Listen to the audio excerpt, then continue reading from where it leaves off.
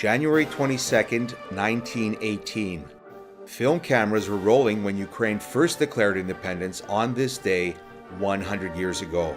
World War I was raging in Europe. Waves of revolution swept through Eastern Europe. The Tsar of the Russian Empire was overthrown. In Ukraine, the Central Rada became the revolutionary parliament. Professor Mikhailo Hrushevsky was its president. In Russia, the Bolsheviks came to power in a coup. In Kyiv, the Ukrainian National Republic declared independence on this day, January 22nd, 1918. The Bolsheviks, led by Lenin, attacked Ukraine. The Battle of Krute was fought on January 29th. 500 army cadets, free Cossacks, and siege riflemen defended Ukraine's capital city Kyiv against Russian Bolshevik forces, nearly 10 times their number. The Ukrainians staved off the Russians for a time. Then, Soviet Russia's invasion was halted by peace talks held in Brest-Litovsk with the Central Powers, Germany, Austro-Hungary, Bulgaria, and Turkey. All parties to the treaty recognized Ukraine's independence, including Soviet Russia.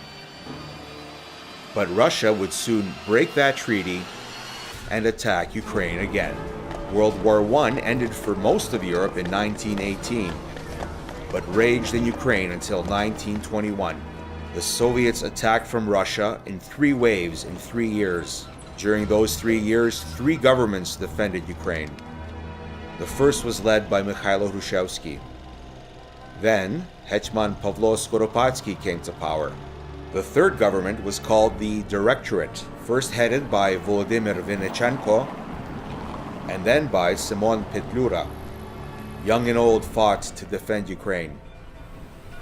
Women fought alongside the men. Ukraine's freedom was short-lived. Through deceit and terror, Lenin's forces prevailed and ruled Ukraine for 7 bloody decades, until Ukraine declared independence again in 1991. But, just like Lenin 100 years ago, the idea of a free Ukraine does not sit well with another Vladimir, surnamed Putin. They say that if you fail to learn from history, then you're doomed to repeat the mistakes of the past. Just like 100 years ago, the front lines of history are being fought over in Ukraine. Just like 100 years ago, Ukrainians took to the streets to defend their rights, but revolutions in Ukraine don't seem to sit well with Russia's rulers. Just like 100 years ago, Russia is once again attacking Ukraine. Remember those fighting on history's front lines, and please support Ukraine.